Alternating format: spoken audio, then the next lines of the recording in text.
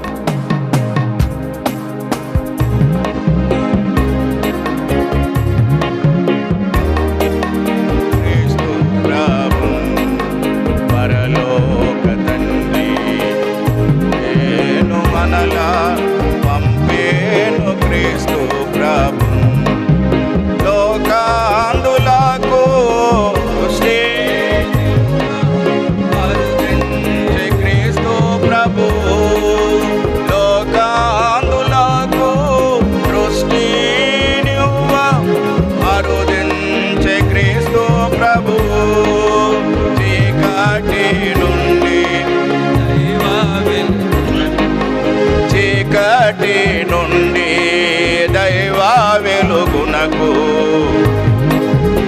ఓ ప్రభు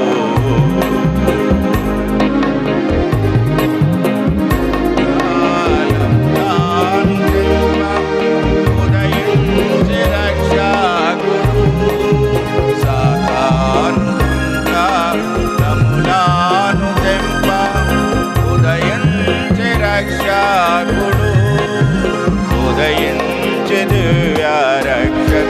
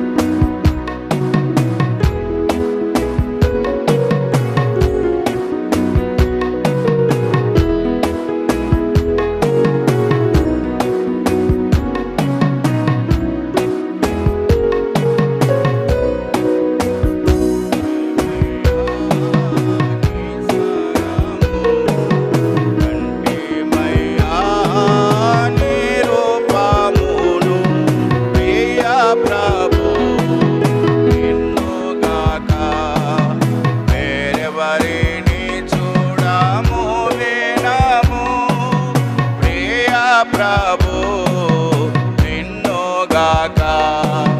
వేరెవరిని చూడము వినము భక్తి మర్మము గొప్పది ఎంతో.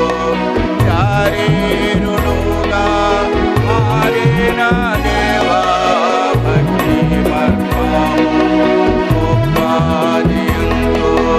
శరీరుడుగా మారిన దేవా దూతలకు కనబడితివి. దూతలకు కనబడితివి. లోకమందు నమ్మబడి ఉన్న దేవా లోకమందు నమ్మబడి ఉన్న దేవా కంటిమయ్యా నీ స్వరము కంటిమయ్యా నీ రూపమును ప్రియా ప్రభు నిన్ను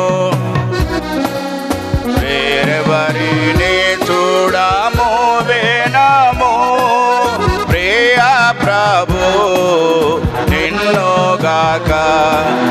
వేరెవరిని చూడము వినము భయపడవలదని దూతలు తెలిపే మహా సంతోషకరమైన వార్త. భయపడవలద దూతలు మహా సంతోషకరమైన వార్త. రక్షకుడు పుట్టెనని రక్షకుడు పరమందు మా భువికి శాంతి అని రే. పరమందు మహిమ భువికి శాంతి అని రే.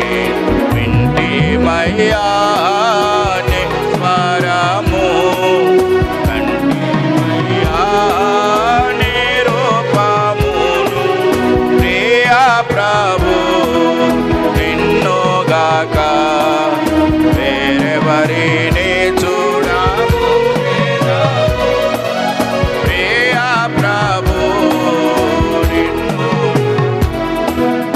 వేరెవరిని చూడము వినము నరరూపధారి వైటివి ప్రభువా అద్భుతములు చేసి ఉన్నావు. నరరూపధారి వైటివి ప్రభువా అద్భుతములు చేసి ఉన్నావు. వేరెవ్వారు చేయలేరు వేరెవ్వారు చేయలేరు.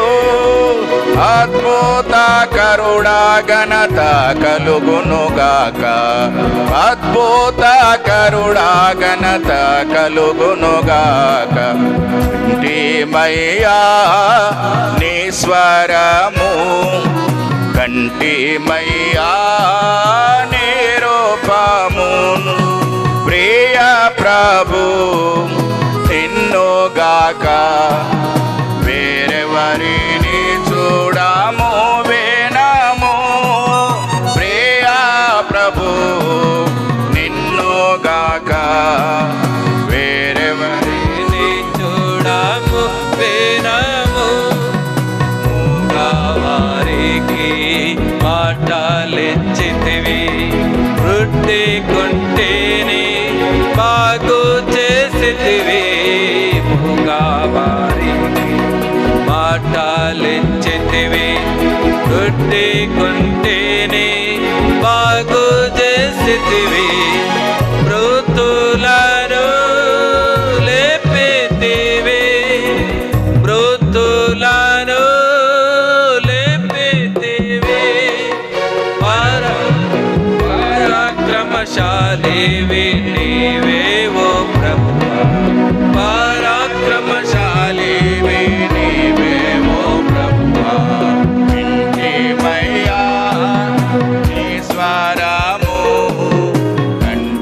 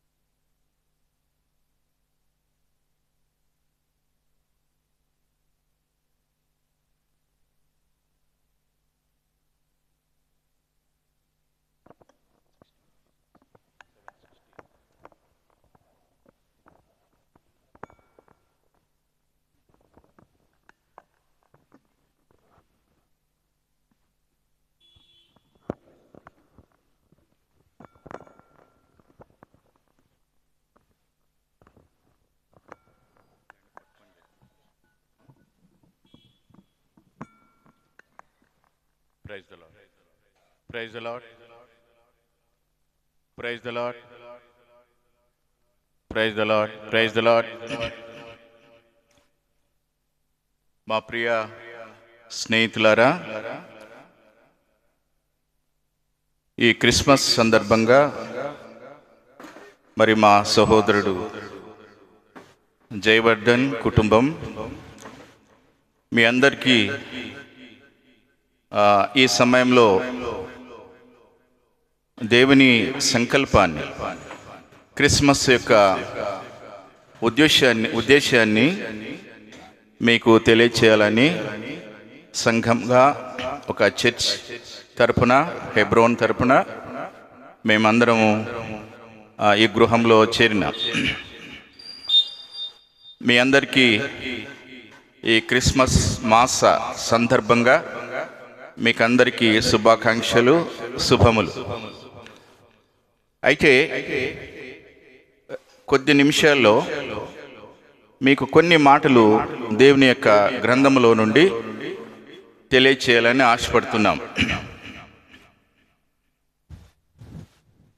పరిస్థితులు ఇక్కడ ప్రతికూలంగా ఉన్న ఈ మైక్ సిస్టమ్ ఇవన్నీ కూడా మన యవనస్తులు చక్కగా వచ్చిన వారికి కొన్ని మాటలు, తృప్తి కలిగించే మాటలు, క్షేమకరమైన మాటలు, ఉపయోగకరమైన మాటలు, దైవ సంబంధమైనటువంటి మాటలు మీకు వినిపించాలని ఆశపడి మరి అరేంజ్ చేశారు.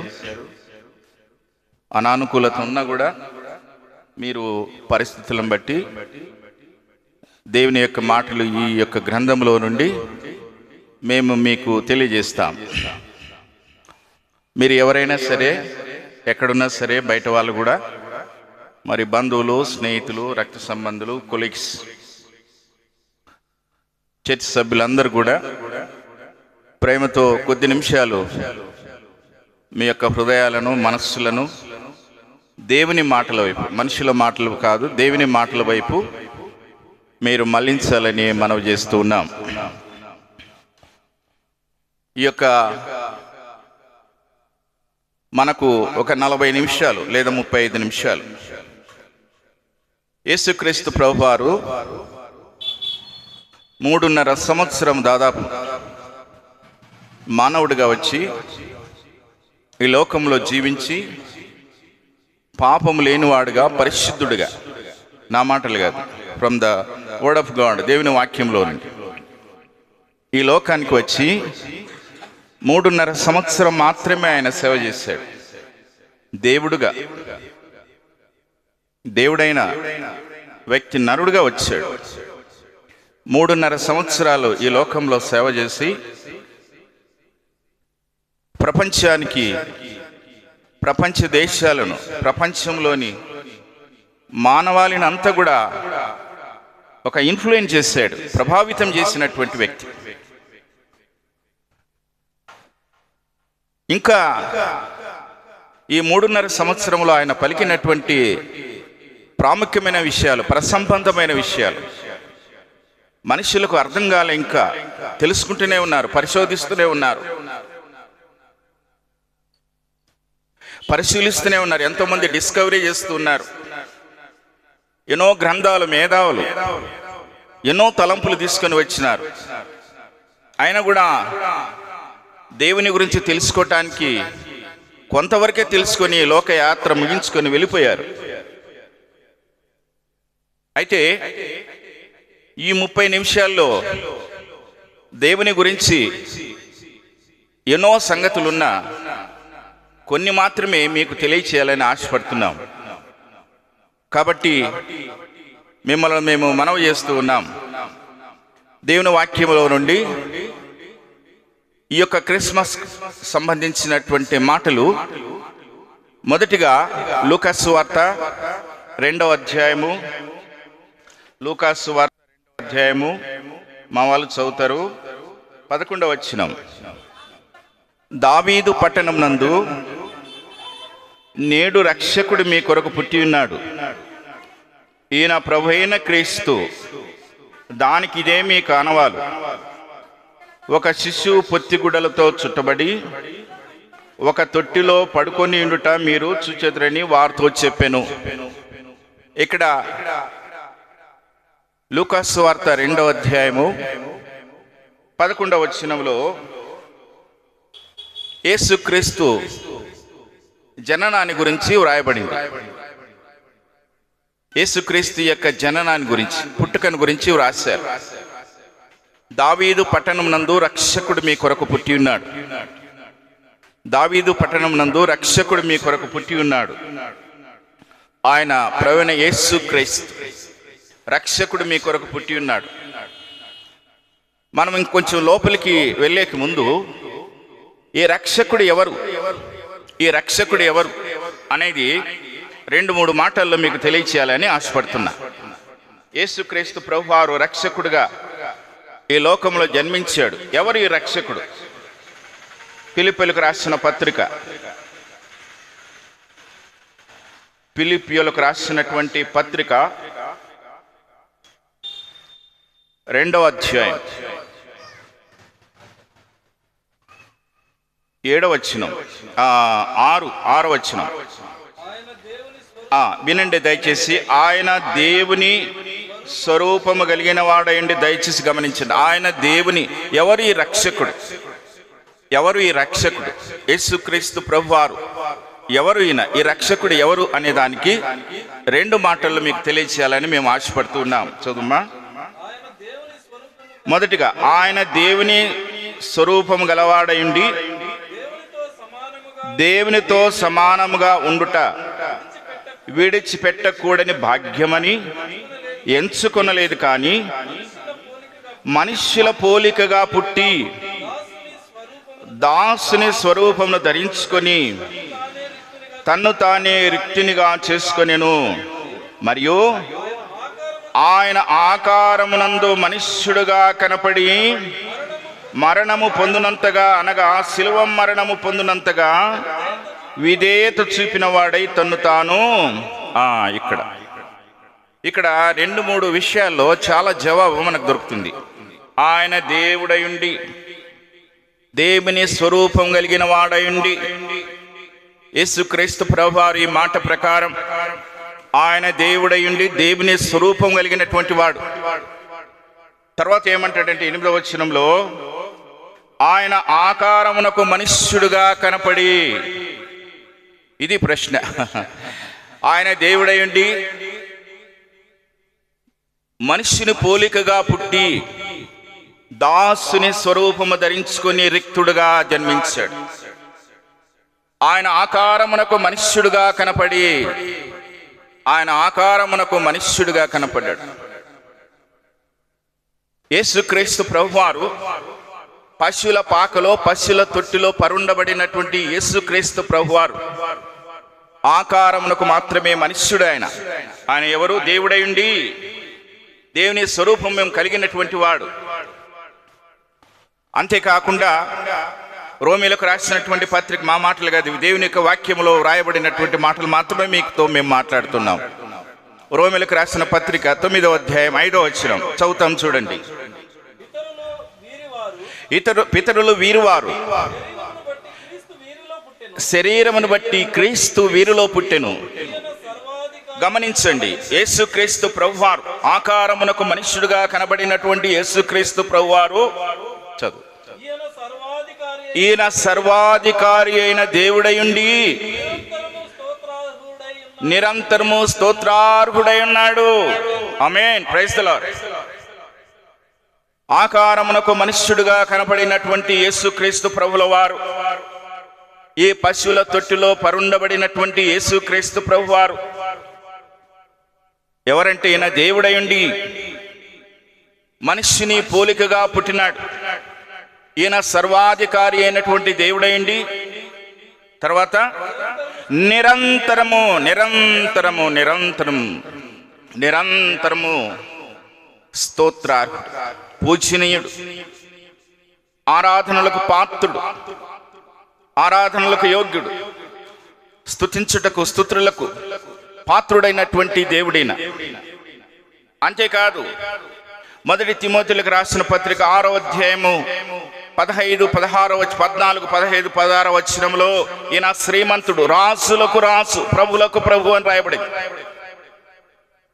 తర్వాత శ్రీమంతుడును గమనించండి, శ్రీమంతుడును అద్వితీయుడగు సర్వాధిపతి, సర్వాధికారి, సర్వాధిపతి, ఆ సర్వాధిపతి అయిన యేసుక్రీస్తు ప్రభువారు రాజులకు రాజును, ప్రభువులకు ప్రభువునై ఉన్నాడు. సమీపింపరాని తేజస్సులో ఆయన మాత్రమే వసించుచు అమరత్వం కలిగినటువంటి వాడు, చావు మరణము లేనటువంటి వాడు, ఏ నరుడును ఎన్నడును ఎవరును సమీపింపరాని తేజస్సులో నివసించువాడు, చావు మరణములు లేనివాడు, నిరంతరము జీవించువాడు అని. అంతేకాకుండా యెషయా గ్రంథం 57, 15 వచనం, స్నేహితులారా మీ కొరకు ఎవరు యేసుక్రీస్తు ప్రభువారు? మహాగణుడు, మహోన్నతుడును, పరిశుద్ధుడును, నిత్య నివాసి అయిన వాడు ఇలాగూ సెలవిచ్చుచు ఉన్నాడు, నేను మహోన్నతమైన పరిశుద్ధ స్థలములలో, దేవుని యొక్క నివాసమేది మహోన్నతమైన పరిశుద్ధమైన స్థలములలో నివసించువాడు. ఇంకొక మాట అంటాడు ఆయన, యెషయా గ్రంథం 66, 1-2 వచనంలో, ఆకాశము నా సింహాసనము, భూమి నా పాదపీఠము. అనగా ఆకాశము, మహాకాశములు పట్టజాలని దేవుడు. యెషయా గ్రంథం 57, 15 ఇప్పుడు చదివినట్లు కంటిన్యూ చేయమ్మా.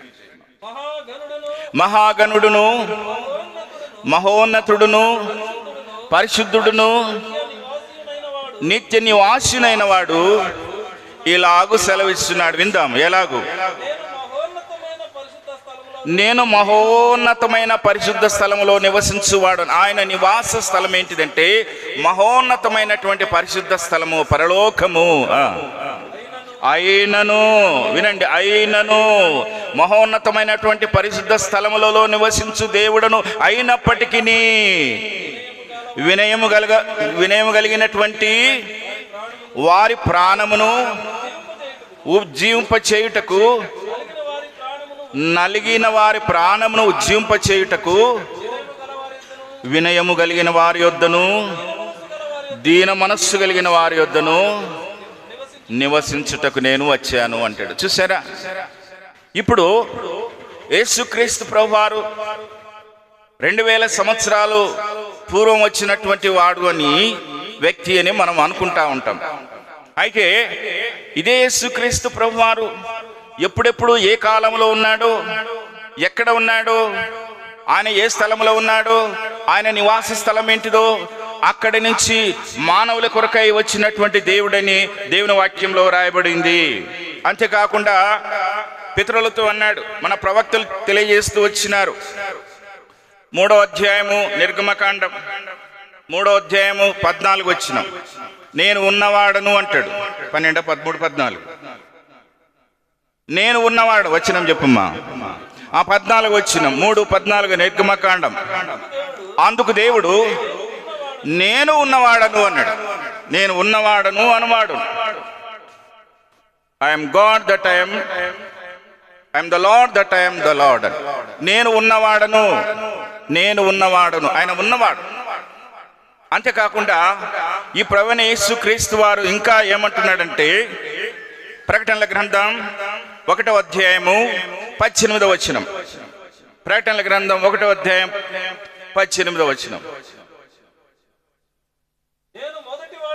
నేను మొదటి వాడను, కడపటి వాడను, జీవించువాడను, మృతుడనైతిని గాని ఇదిగో యుగ యుగములు సజీవుడనైన. ఆకారమునకు మనుష్యుడుగా కనపడినటువంటి యేసుక్రీస్తు ప్రభువారు ఎవరు?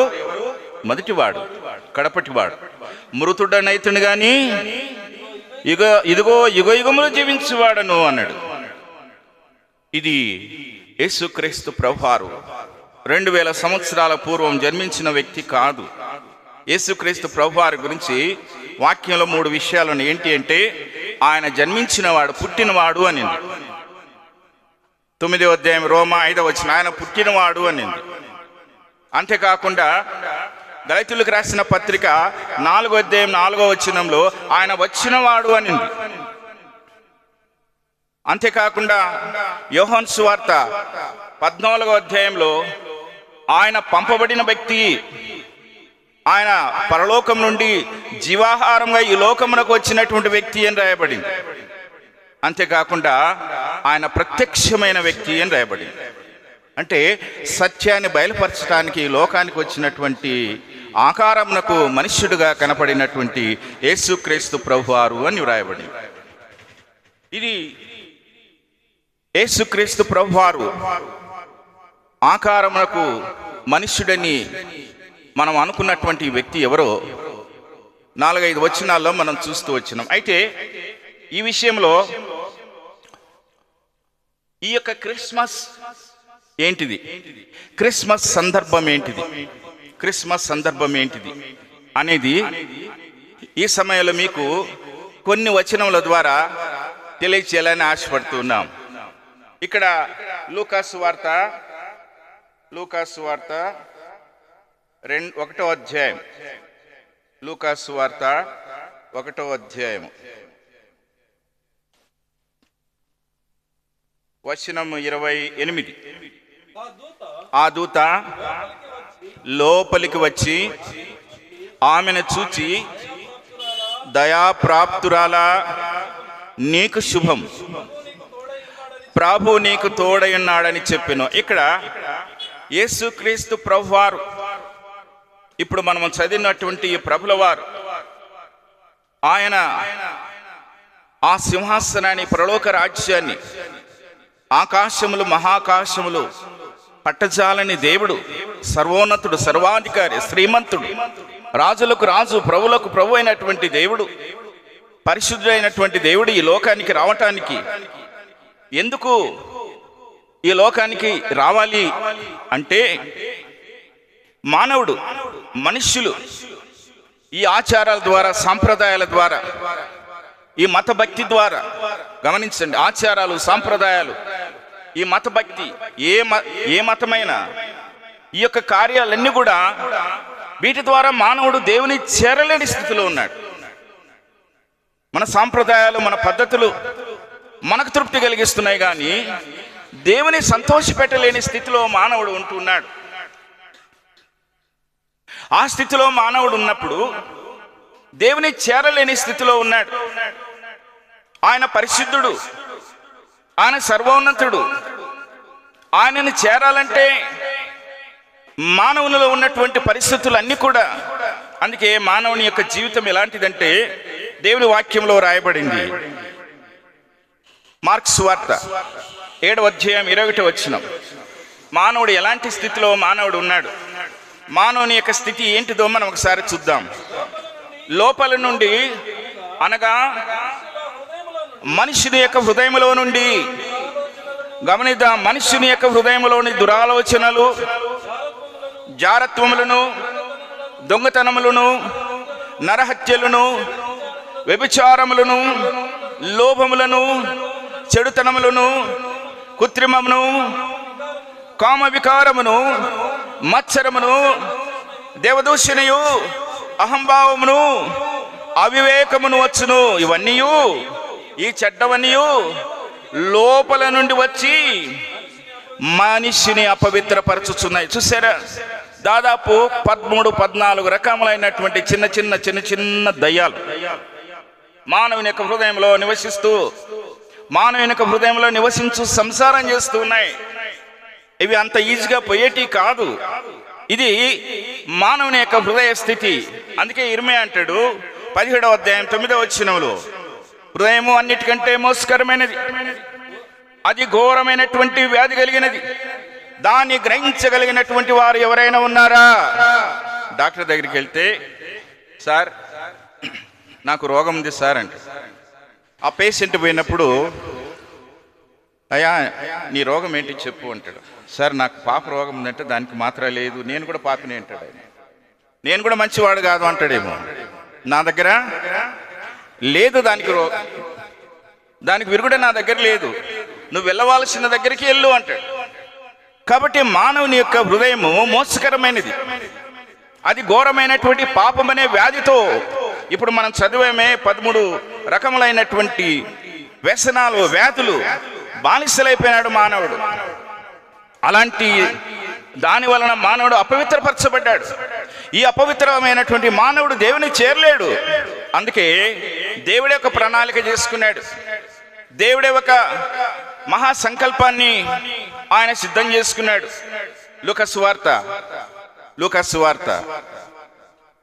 19వ అధ్యాయం 10వ వచనం.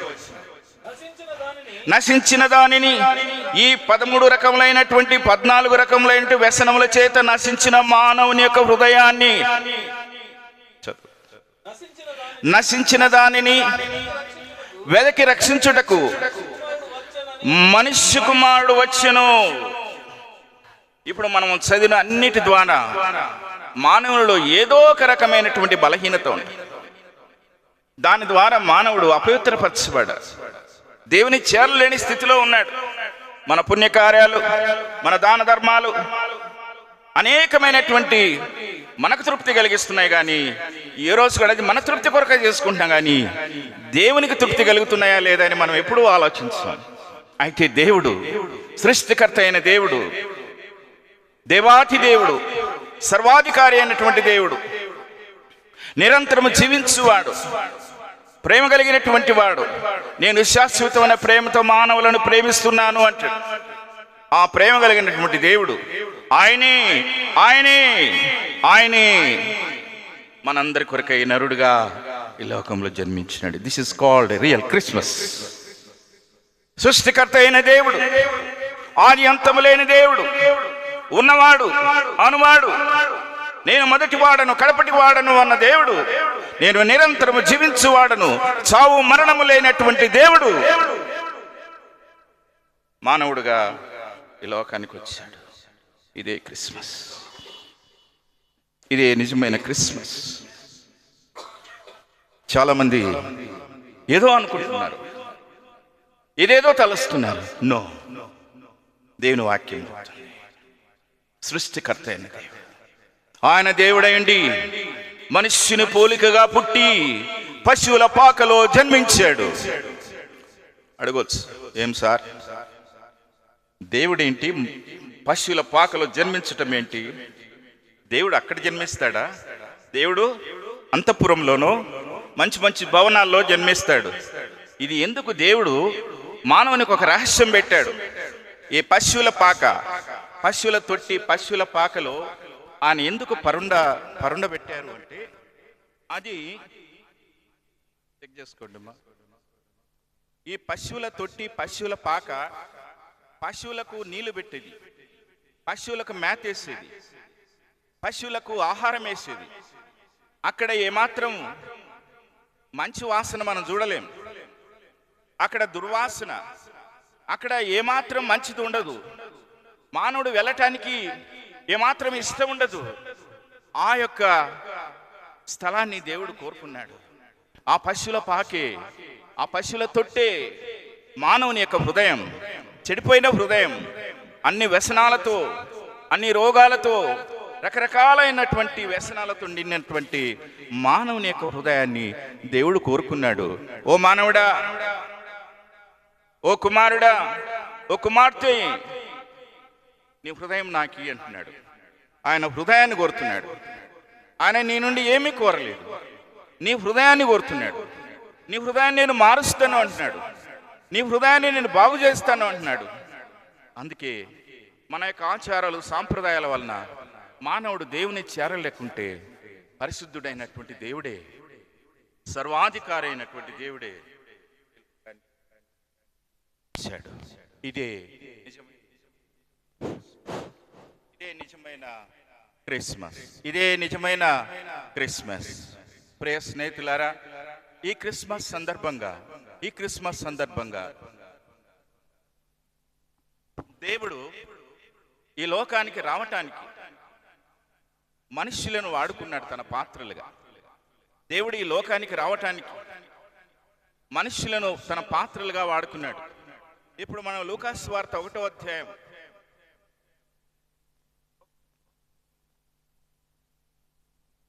లూకాసు వార్త 1వ అధ్యాయము 28వ వచనంలో అక్కడ దేవదూత పరలోకము నుండి ఒక సందేశాన్ని తీసుకొని వచ్చి మరియా అనే స్త్రీతో ఒక మాట పలికాడు. ఏమని? దానికి ముందు ఆ దూత లోపలికి వచ్చి ఆమెను చూచి దయా ప్రాప్తురాల నీకు శుభం. చాలు. Christmas is nothing but greetings. దయా ప్రాప్తురాల నీకు శుభము. ఎందుకంటే మరియా స్త్రీ బలహీనమైనటువంటి ఘటం. ఆమె కన్నిక, పరిశుద్ధురాలు, దేవుని కృపను పొందినటువంటిది, దేవుని కొరకు సాక్షిగా ఉన్నది, ప్రధానము మాత్రమే చేయబడినటువంటి వ్యక్తి, ఇంకా వివాహం కాలే. దేవుడు ఆ వ్యక్తిని కోరుకున్నాడు. మరియా నీకు శుభము అన్నాడు. ఇది పరలోకం నుండి భూమి మీదకి వచ్చినటువంటి మొదటి సందేశము. దేవుడు ఆమెను కోరుకున్నది ఎందుకంటే ఆమె ద్వారా యేసుక్రీస్తు ప్రభువారు ఈ లోకానికి రావాలి. ఆ వ్యక్తి ద్వారా యేసుక్రీస్తు ప్రభువారు ఈ లోకానికి రావాలి. అందుకు మొదటిగా శుభములు చెప్పి ఆ వ్యక్తిని దేవుడు సిద్ధపరుచుకున్నాడు. ఎందుకంటే చాలాసార్లు ఒక వ్యక్తిని ఈ యొక్క దేవదూత మోటివేటింగ్ మరియను సిద్ధం చేస్తున్నాడు, మరియను కౌన్సిలింగ్ చేస్తూ ఉన్నాడు, మరియకు ఎడ్యుకేట్ చేస్తూ ఉన్నాడు. కారణం ఏంటి అంటే ఆమె పురుషుని ఎరగనిది, ఆమెకు వివాహం కాలే, కేవలం ప్రదానమే చేయబడింది. యేసుక్రీస్తు ప్రభువారు ఆమె ద్వారా ఈ లోకానికి రావాలి కాబట్టి ఆమెను సిద్ధం చేసుకున్నాడు. అమ్మా నీకు శుభములు, శుభములు. దేవదూతకు కూడా చూడండి మానవ స్వభావం ఉందేమో మనకు తెలియదు. ఒక వ్యక్తిని మనం మాట్లాడుతున్నప్పుడు ఫోన్లో కమ్యూనికేట్ చేస్తాం. ఏమని చెప్తాం మనం? Sir good morning. కొంతమంది ఫోన్ చేస్తారు, ఫోన్ మేనర్స్ ఉండదు. ఎవరండి మీరు? మాట్లాడండి. సార్ నేను పలానే.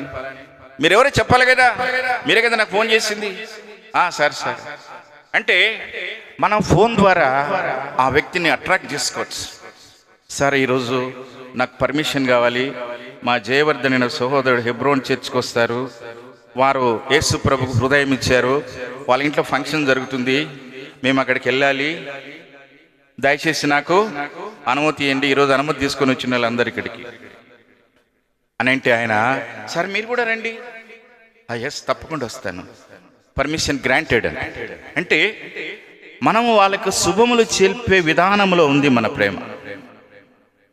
దేవదూత కూడా కమాండ్ చేయొచ్చు, దేవదూత ఆజ్ఞ ఇవ్వచ్చు. అయితే ఆ వ్యక్తిని మరియను సిద్ధం చేసుకున్నాడు. అలాగే అదే వ్యక్తి యోసేపును, తనకు వివాహం కాబోయే వ్యక్తి యోసేపు నీతిమంతుడు, ఆ దేవదూత సిద్ధం చేసుకున్నాడు. ఈ మొదటి అంశం ఏంటి అంటే, మొదటి అంశం శుభములు. క్రిస్మస్ సందర్భంగా మీకు అందరికీ శుభములు. ఎందుకంటే ఈ లోకానికి రక్షకుడు రాబోతున్నాడు నీ ద్వారా. ఈ లోకానికి నీ ద్వారా రక్షకుడు రాబోతున్నాడు.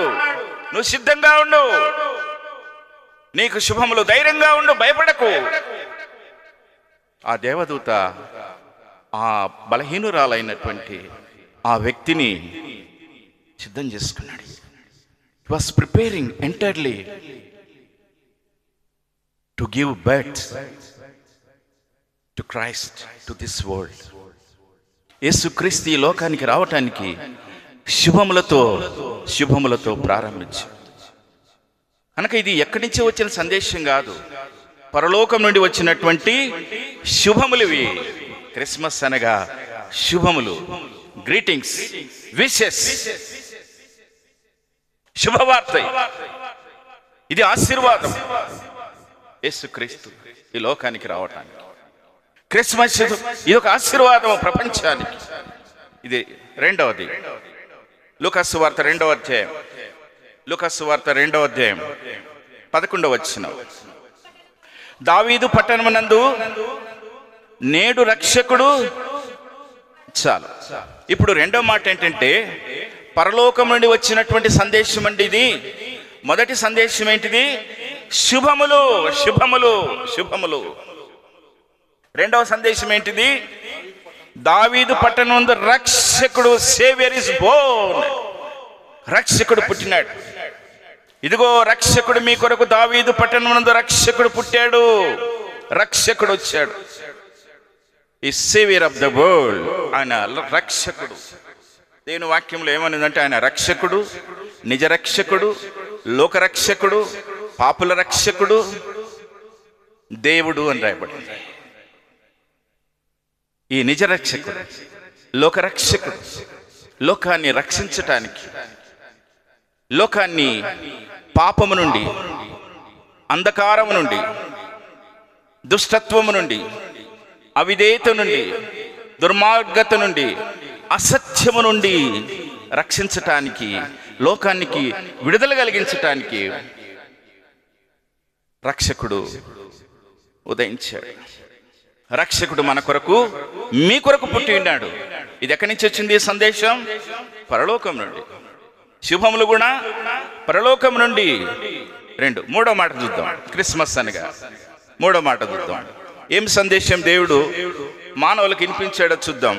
మత్తయి సువార్త 1వ అధ్యాయం, మత్తయి సువార్త 1వ అధ్యాయం 21వ వచనం. ఆమె యొక్క కుమారుని కన్ను తన ప్రజలను వారి పాపముల నుండి ఆయనే రక్షించును గనుక. మొదటిది ఏంటిది? లోకానికి మరియకు శుభములు. రెండో మాట, లోకానికి రక్షకుడు ఉదయించినటువంటి, పుట్టినటువంటి సమయం క్రిస్మస్. మూడో సందేశం పరలోకం నుండి ఏమొచ్చింది? యేసు అని పేరు పెట్టారు. యేసు అని పేరు పెట్టింది ఎవరంటే దేవుని చేత పంపబడినటువంటి వారు. ఇది దేవుడు ఇచ్చినటువంటి వర్తమానం, మనుషులు ఇచ్చినటువంటి పేరు కాదు, అది దేవుడే ఇచ్చాడు. యేసు అంటే అర్థం ఏంటి అంటే వారి పాపముల నుండి ఆయనే రక్షించును గనుక ఆయనకు యేసు అని పేరు పెట్టబడిను. యేసు అనగా పాపుల రక్షకుడు. యేసు అనగా పాపుల రక్షకుడు అనగా పరలోకం నుండి మూడో సందేశం ఏంటిదంటే పాపములు, మానవుని యొక్క పాపములు క్షమించబడ్డవి. వాగ్దానం ఇచ్చాడు దేవుడు. పాపములను క్షమించుటకు మనుష్య కుమారునికి అధికారము కలదు అన్నాడు మత్తయి సువార్త 9:6. అంతేకాకుండా ఆయన ఈ లోకంలో సేవ చేస్తున్నప్పుడు ఇంకొక మాట అన్నాడు. యోహాను సువార్త 8:42, 43, 44, 45 వచనంలో, నాలో పాపం ఉన్నదని మీరు ఎవరైనా రుజువు చేయగలడా? పాపములు క్షమించటానికి. ఎందుకు పాపములు క్షమించబడాలి? మనం చూస్తూ వచ్చినాం మానవుని యొక్క పాపాలు ఎలా ఉంటాయి. రకరకాలైనటువంటి పాపాలను మనం చూస్తూ వచ్చినాం. మీరు ఏ పేరైనా పెట్టుకోవచ్చు. మనలో మనం పరలోక రాజ్యానికి వెళ్ళాలి అంటే మనం ఒకటి తీసివేసుకోవాలి. ఏం తీసివేసుకోవాలి? పాపం తీసివేసుకోవాలి. పాపం తీసివేయబడాలంటే ఊరికే పాపం వెళ్ళిపోంటే పోతుందా? అదంత ఈజీగా వెళ్ళేది కాదు. నీలో సంసారం చేస్తుంది, అది నీలో నివాసం చేస్తుంది, అది నీ నా రక్తంలోనే సంసారం చేస్తుంది పాపము. అంత ఈజీగా పోయేది కాదు. నీవు పరలోక రాజ్యానికి వెళ్ళాలంటే నీవు నీ పాపాన్ని తీసివేసుకోవాలి. రక్తము చిందింపబడకుండా పాప క్షమాపణ అన్ని గ్రంథాలు తెలియజేస్తున్నాయి. మీరు కావాలంటే పూజారులు కూడా రక్తము చిందించబడకుండా, without blood shed there is no redemption. రక్తము చిందించబడకుండా మన పూర్వీకులు పాపాలు క్షమించబడడానికి ఒక గ్రామంలో ఏం చేసేవారంటే ఆ గ్రామంలో ఒక పండుగ దినము, ఒక జాతర దినము పశువులను వధించేవారు. ఆ రక్తాన్ని, దానికి సంబంధించిన అన్ని కూడా గ్రామం చుట్టూ చల్లేవారు. ఎందుకంటే గ్రామంలో ఉన్నటువంటి దోషము, పాపము వెళ్ళిపోవాలని. ఒక సాధు ఒక ఆయన చెప్పేవాడు ఏమంటే, ఆ దినము ఆ పశువును వధిస్తున్నప్పుడు ఆ కత్తి తీసుకొని బలిస్తప్పుడు ఆ పశువు అరుస్తుందంట, అంబా అని అరుస్తుందంట లాస్ట్. ఎందుకంటే, అరే నన్నెందుకు చంపుతావయ్యా, పాపం చేసింది నువ్వు కదా, నన్నెందుకు బలిస్తావు అంటదంట ఇండైరెక్ట్. మానవుడు పాపం చేశాడు, మానవుడు క్షమించబడాలి, మానవుడు పరిశుద్ధుడైపోవాలి. మేకల యొక్కయు పశువుల యొక్కయు కోడెల యొక్కయు రక్తము మానవుని యొక్క పాపాలు తీసివేయదు, అసాధ్యము. పరిశుద్ధుడు కావాలి, నిర్దోషి కావాలి, ఏ పాపం లేనివాడు కావాలి. ప్రభు అన్నాడు, నాలో పాపం ఉన్నదని మీరు ఎవరైనా రుజువు చేయగలరా? పాపులను ప్రేమించాడు ప్రభు, పాపాన్ని ద్వేషించాడు. పాపులను ప్రేమించాడు, పాపాన్ని ద్వేషించాడు. మనం చాలాసార్లు ఏం చేస్తామంటే, ఎవరైనా తప్పు చేస్తే వాడిని పూర్తిగా తిరస్కరిస్తాం. You love them.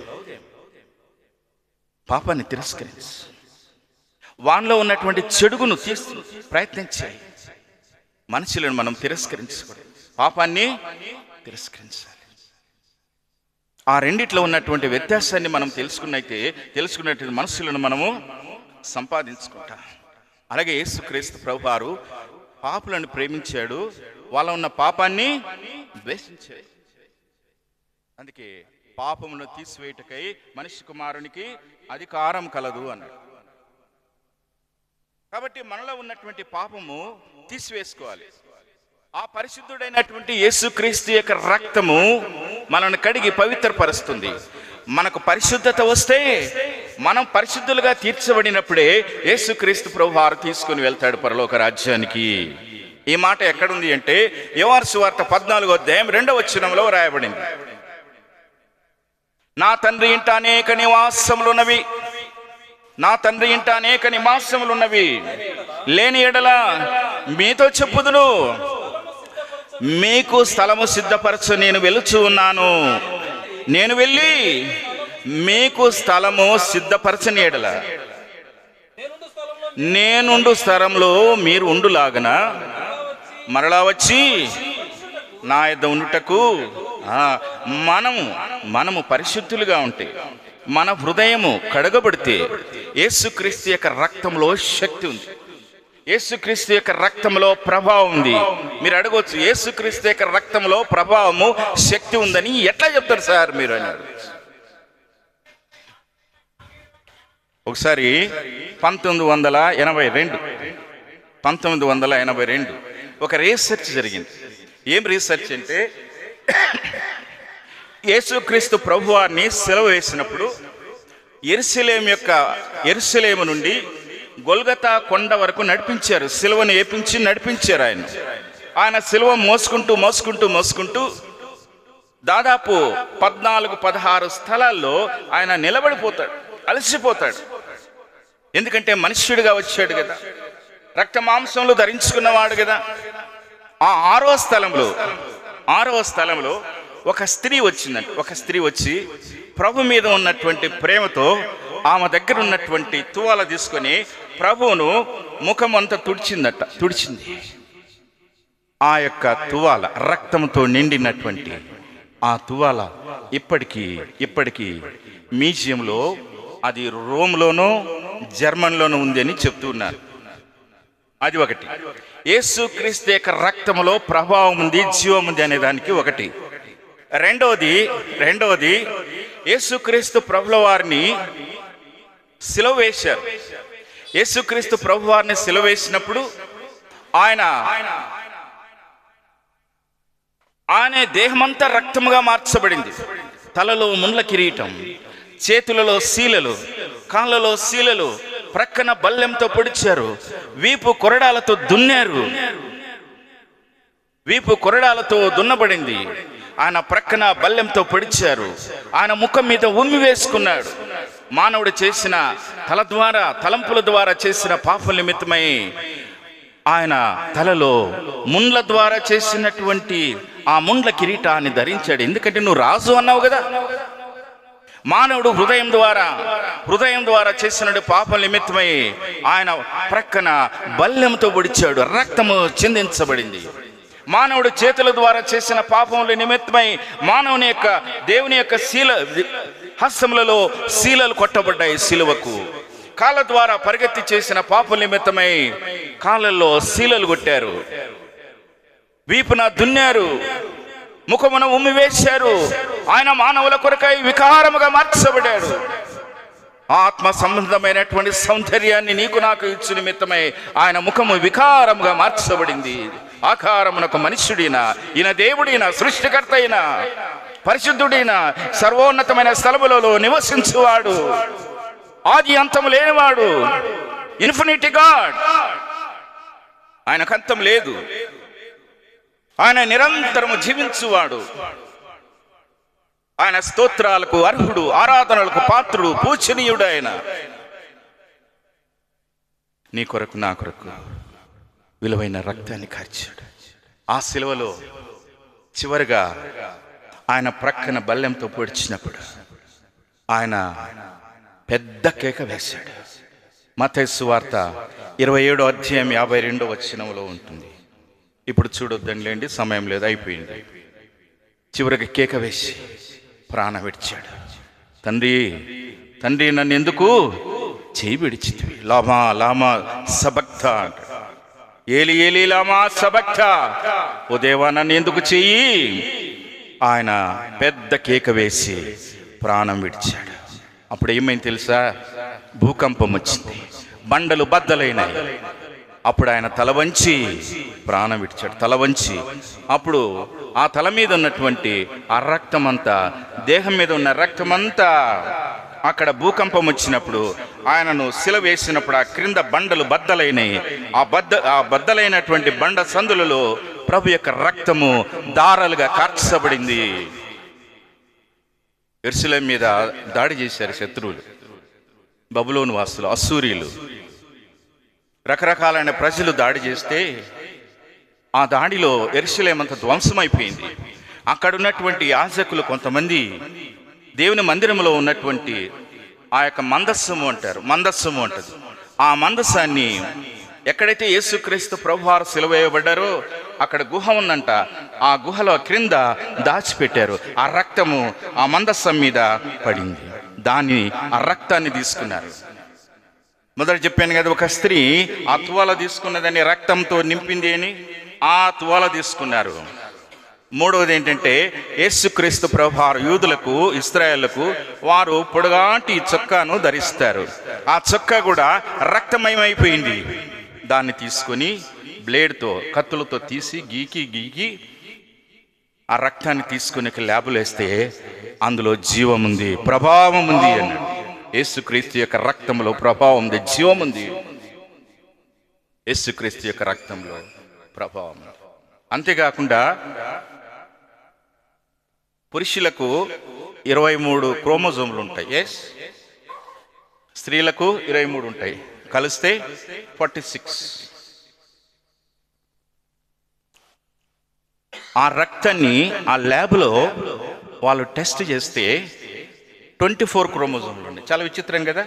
మీరు కావాలంటే యూట్యూబ్లో సెర్చ్ చేసుకోవచ్చు, ఇంగ్లీష్ ఛానల్లో వస్తాయి. 23 మాత్రము తల్లివి మరి, 1 మాత్రము అన్నోన్ క్రోమోస్. ఇవి అర్థం కాలే శాస్త్రజ్ఞులకు కూడా. దాన్ని ఏమంటారంటే దేవుని శక్తి, పరిశుద్ధాత్మ శక్తి. ఆ 1 పరిశుద్ధాత్మ శక్తి కలిసినప్పుడు 24 అయినాయి. దైవశక్తితో, దైవ ప్రభావంతో యేసుక్రీస్తు ప్రభువారు జన్మించాడు. ఆయన పరిశుద్ధుడు, పాపం లేనివాడు. ఎన్ని చూసాం మనము? 3 చూసాం కదా. అయిపిస్తుంది, ఏమనుకోద్దండి, అయిపోతుంది. నా టైం ఎంత అయిందమ్మా? నాకు ఇచ్చిన టైం 8, ఒక 2 నిమిషాలు విత్ యువర్ పర్మిషన్. మొదట శుభములు ఫ్రమ్ అబౌవ్, సెకండ్ వన్ రక్షకుడు ఫ్రమ్ అబౌవ్, థర్డ్ వన్ పాపములు క్షమించబడ్డాయి from above, the message from above, పరలోకం నుండి వచ్చింది.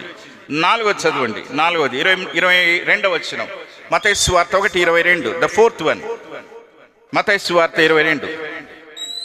ఇదిగో కన్యక, 22వ వచనం, కన్యక గర్భవతి అయి కుమారుని కనును, ఆయనకు ఇమ్మానుయేలు అను పేరు పెట్టుదురు.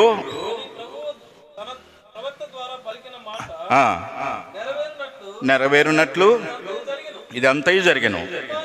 ఇమ్మానుయేలు అను పేరునకు భాషాంతరము దేవుడు మనకు తోడు. పరలోకం నుండి వచ్చినటువంటి 4వ సందేశం ఏంటిదంటే, దూత ద్వారా దేవుడు మనకు తోడు. God is with us. God is with us. దేవుడు మనకు తోడుగా ఉన్నాడు. ఈ క్రిస్మస్ సందర్భంగా దేవుడు నీతో ఉన్నాడు, మర్చిపోవద్దు. If you are here because of God's mercy and grace, love, నువ్వు ఇక్కడ ఉన్నావు అంటే ఈ దినం not because of your greatness, మన గొప్పతనం బట్టి కాదు, మన మంచితనం బట్టి కాదు, మన యోగ్యతను బట్టి కాదు, బికాస్ ఆఫ్ గాడ్స్ మర్సీ. దేవుని యొక్క కృప వలన మనం అందరం ఇక్కడ ఉన్నాం. మన జీవము, మన ప్రాణము, మన ఆయుస్సు దేవునిలో దాచబడింది అంటాడు భక్తుడు. ప్రేమ కలిగినటువంటి దేవుడు నిన్ను ఇంకా ప్రేమిస్తూ ఉన్నాడు. ఆయన కృప నీ ఎడల చూపిస్తూ ఉన్నాడు. ఆయన దయ చూపిస్తూ ఉన్నాడు. ఆయన నీతో ఉన్నాడు కాబట్టి నువ్వు ఇక్కడ ఉన్నావు, నేను ఇక్కడ ఉన్నాను. మన ముందు ఎంతో మంది గతించినారు, ఎంతో మంది లోకాన్ని విడిచి వెళ్ళిపోయినారు.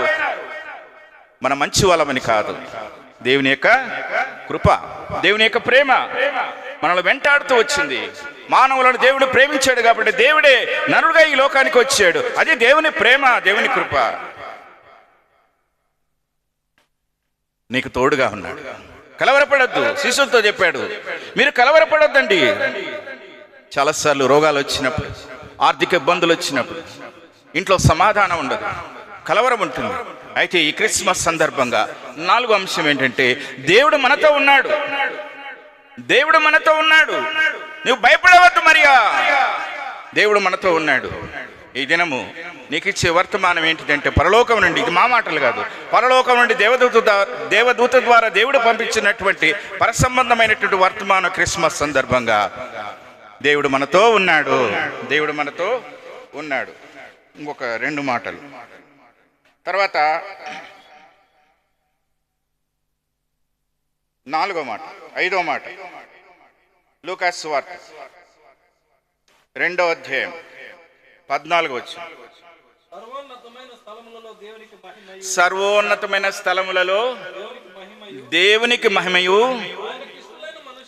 ఆయనకి ఇష్టలైన మనుష్యులకు భూమి మీద సమాధానము కలుగునుగాక. ఎన్నోది? 5. ఇంకా చాలు, సమయం లేదు మనకు. ఇప్పుడు 5వ అంశం ఏంటిదంటే, పరలోకం నుండి భూమి మీదకి క్రిస్మస్ సందర్భంగా యేసుక్రీస్తు ప్రభువారు పుట్టినప్పుడు, జన్మించినప్పుడు దేవుడు దేవదూత ద్వారా ఒక సందేశాన్ని ఇచ్చాడు. ఏమంటే, దేవునికి ఇష్టలైన వారికి సమాధానము. దేవునికి ఇష్టలైన వారికి సమాధానం. ఒక ప్రశ్న, మనందరికీ ఒక ప్రశ్న. దేవునికి ఇష్టలైన వారికి మాత్రమే ఆయన సమాధానం ఇస్తాడు. ఆయన సమాధానం ఎలాంటిదంటే, అది పరిపూర్ణమైనటువంటి సమాధానం, సంపూర్ణమైనటువంటి సమాధానం. ఈ సమాధానము ఒకసారి మా వీధిలో ఒక ఆయన త్రాగుతూ 24 గంటలు త్రాగుతూ ఉంటాడు. ఎందుకు అన్నగారు త్రాగుతున్నావు అంటే, నాకు నెమ్మది లేదు సార్, నాకు నెమ్మది లేదు సార్. ఇంటికి వెళ్తే భార్య నన్ను సరిగా చూడదు, పిల్లలు నన్ను ప్రేమించరు, నేను కష్టపడి సంపాదిస్తున్నాను, నాకు నెమ్మది లేక, సమాధానం లేక నేను త్రాగుతూ ఉన్నాను. నువ్వు త్రాగితే 4 గంటలు ఉంటుంది మైకం, ఉదయం మళ్ళా అసమాధానమే, మళ్ళీ ఏం చేస్తావు నువ్వు? మళ్ళీ పోతాను. ఇది మానవుని జీవితం. అయితే యేసుక్రీస్తు ప్రభువారు నీకు ఇచ్చే సమాధానం దేవుని వాక్యంలో మత్తయి సువార్త 5వ అధ్యాయం 9వ వచనం, సమాధాన పరచువారు ధన్యులు, వారు దేవుని కుమారులు. సమాధాన పరిచేవారు ఈ లోకములో లేరు కాబట్టి, లోకములో సమాధానం, రాష్ట్రంలో సమాధానం లేదు, దేశంలో సమాధానం లేదు, ప్రజల మధ్య సమాధానం లేదు, కుటుంబాల మధ్య సమాధానం లేదు, ఎక్కడ మానవునికి సమాధానం లేదు. అందుకే ఆయన అన్నాడు, నా సమాధానాన్ని మీకు ఇవ్వచ్చినది లోకం ఇచ్చినట్టు సమాధానం కాదు. ఈ సమాధానము యేసుక్రీస్తు ప్రభువారు శిలువలో తన రక్తాన్ని కార్చి దేవునికి మనకున్నటువంటి ఆ ద్వేషాన్ని, అడ్డుగోడని తీసివేశాడు. ఆయన ఇచ్చే సమాధానం పరిపూర్ణమైనది, ఆయన ఇచ్చే నెమ్మది పరిపూర్ణమైనది. యెషయా గ్రంథం 26:3 ఎవని మనస్సుని మీద ఆనుకున్న వారిని పూర్ణ శాంతి గలవానిగా చేస్తున్నాడు. ప్రభును ఆనుకో, దేవుని యొద్దకు రా, నీ హృదయాన్ని. ఆయన ఏం అడగలేదు, నీ ఆస్తులు అడగలేదు, నీ మతం అడగలేదు, నీ కులం అడగలేదు. Is asking only your heart. నీ హృదయాన్ని మాత్రమే అడుగుతున్నాడు. ఈ సాయంకాల వేళ ఇస్తావా? దేవాతి దేవుడు సృష్టికర్తే తగ్గించుకొని ఈ లోకానికి వచ్చాడు. మనం తగ్గించుకొనలేమా? మనం తగ్గించుకొనలేమా? ఒకవేళ నువ్వు తగ్గించుకున్నట్లయితే, ఆయన తగ్గించుకొని పశువుల పాకలోనికి వచ్చాడు. ఆయనకు స్థలం లేదా? సర్వాన్ని సృజించినటువంటి దేవునికి స్థలం లేదా? నీ హృదయాన్ని అడుగుతున్నాడు, నిన్ను అడుగుతున్నాడు. నిన్నేమడగలేదు, నీ హృదయాన్ని అడుగుతున్నాడు. నీ హృదయం ఆయనకిస్తే శాంతి సమాధానంతో ఆయన నిన్ను నింపుతాడు. శిలువలో కార్చినటువంటి రక్తం ద్వారా నీ పాపమంతా కడుగుతాడు, నీ దోషమంతా కడుగుతాడు.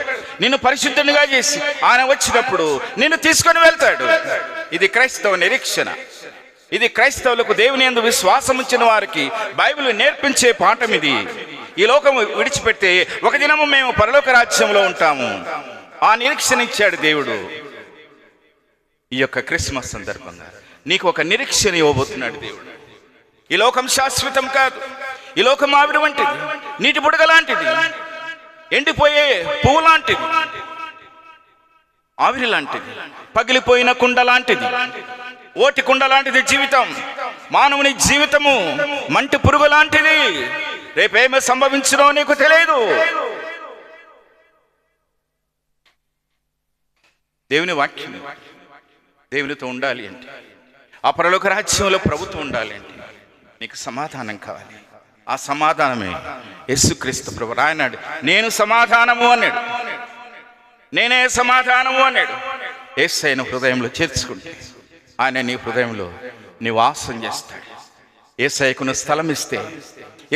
స్థలం ఇస్తే నీ హృదయం అనే గృహంలో, ఇంటిలో ఆయన నివసిస్తాడు. నువ్వు సాతానుకు స్థలం ఇస్తే సాతానుడు నిన్ను వశపరుచుకుంటాడు, నిన్ను నశింపజేస్తాడు, నీ జీవితాన్ని పాడు చేస్తాడు. యేసయ్యకి ఇస్తే నీ జీవితాన్ని బాగు చేస్తాడు, నీకు నెమ్మదిస్తాడు. పరలోక రాజ్యంలో నీ హృదయం అనే స్థలంలో యేసయ్య నివసిస్తే, నీ హృదయం అనే స్థలంలో యేసయ్య నివసిస్తే నీ పేరు పరలోక రాజ్యమని జీవ గ్రంథంలో నీ పేరు లిఖించబడుతుంది.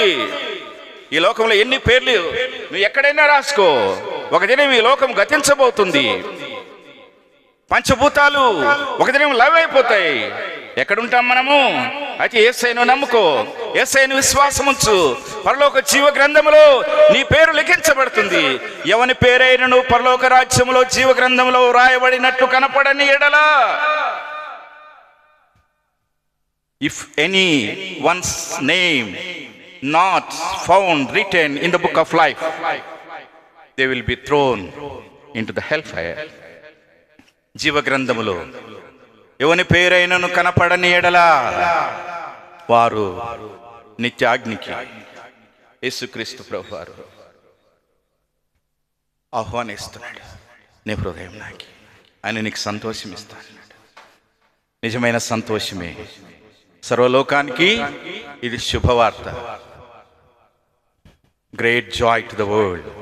రక్షకుడు ఉదయించాడు, పుట్టాడు. ఆయన ఈ లోకానికి సంతోషాన్ని తీసుకొచ్చాడు. ఈ మాటలు దేవుడు దీవించునుగాక. Thank you.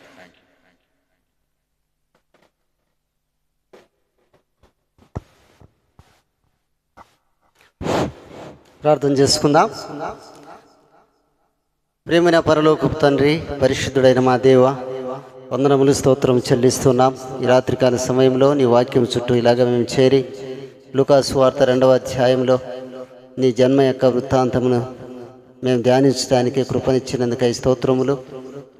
దయగల తండ్రి, పరలోకములో నిత్యుడైనటువంటి దేవుడవు, ఆకాశ మహాకాశములను పట్టసాలనటువంటి మహోన్నతుడైన దేవుడవు, భీకరుడైన దేవుడవు, అసమానుడైన దేవుడవు, ఆత్మస్వరూపైన దేవుడవు, అదృశ్యుడైన దేవుడవు, అక్షయుడైన దేవుడవు. దేవా, మానవాళిని ప్రేమించి దేవా మానవులను పాపం యొక్క దాస్యము నుండి విడిపించుట కొరకై ఈ లోకానికి మనిషి అవతారములో వచ్చినందుకై స్తోత్రములు. దేవునితో సమానముగా ఉండుట విడిచిపెట్టకూడని భాగ్యమని ఎంచుకొనక మనుషుని పోలిక పుట్టి దాసుని స్వరూపం ధరించుకొని ఈ లోకానికి వచ్చినందుకై స్తోత్రములు. మానవుని యొక్క పాపమును బట్టి శాపమును దరిద్రతను కలిగి ఉండగా వాటి నుండి విడిపించి దేవా ఆశీర్వాదములకు నిత్య జీవమునకు వారసులుగా చేయటానికి కొరకై ఈ లోకానికి వచ్చినందుకై వందనాలు.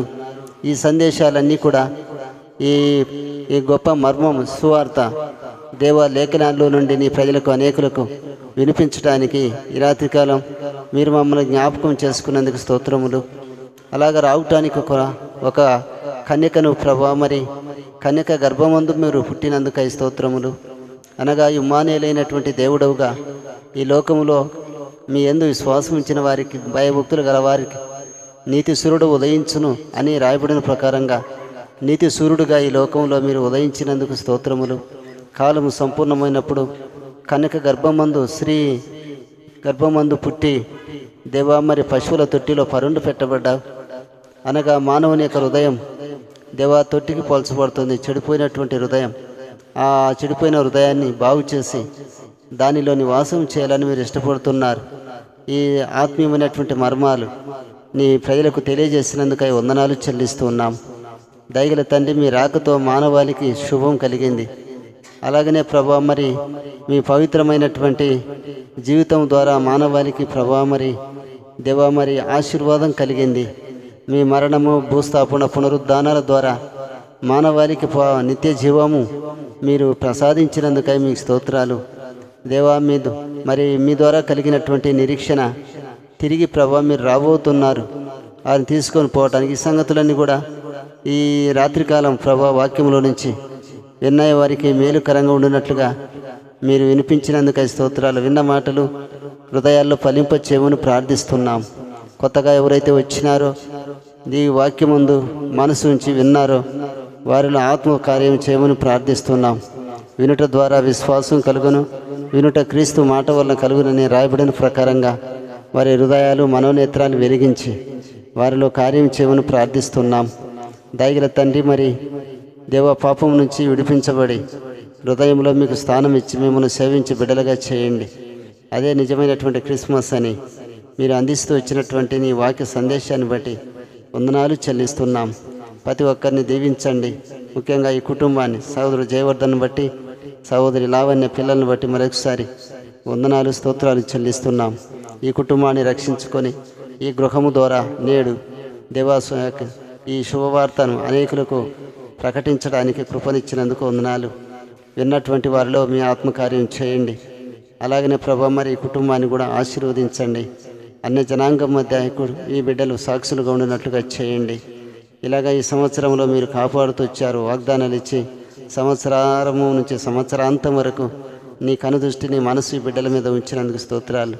అన్ని విధాలుగా వారు మీ ద్వారా ఆశీర్వదించబడినందుకై స్తుతిస్తూ ఉంటున్నాం. నూతన సంవత్సరం కొరకై నూతన విధానంలో కుటుంబాన్ని సిద్ధపరచమని స్తుతి, ఘనత, మహిమా, ప్రభావములు మీకే ఆరోపిస్తూ చేరి వచ్చిన వారందరిని బట్టి వందనాలు. అలాగా బంధువులు, రక్త సంబంధికులు అందరిని బట్టి స్తోత్రాలు. ఏర్పాట్లో ఉన్నటువంటి ప్రతి ఒక్కరి హృదయాలు వెలిగించబడి రక్షణార్థమైన అనుభవంలోనికి నడిపించమని ప్రార్థిస్తూ సమస్త ఘనత, మహిమా, ప్రభావములు మీకే ఆరోపిస్తూ యేసు ప్రభు పరిశుద్ధమైన నామం పేరిట స్తుతించి వేడుచుంటున్నాం తండ్రి. ఆమేన్. తండ్రి అయిన దేవుని ప్రేమయు, మన ప్రభు అయిన యేసుక్రీస్తు వారి యొక్క కృపయు, పరిశుద్ధాత్మ దేవుని సమాధానము, సహవాసము చేరి వచ్చిన మనకును లోకములో ఉన్న సకల పరిశుద్ధులందరికీ ఈ కుటుంబమునకును సదాకాలము తోడై ఉండునుగాక. ఆమేన్. అందరికీ ప్రైజ్ లార్డ్. జయవర్ధన్.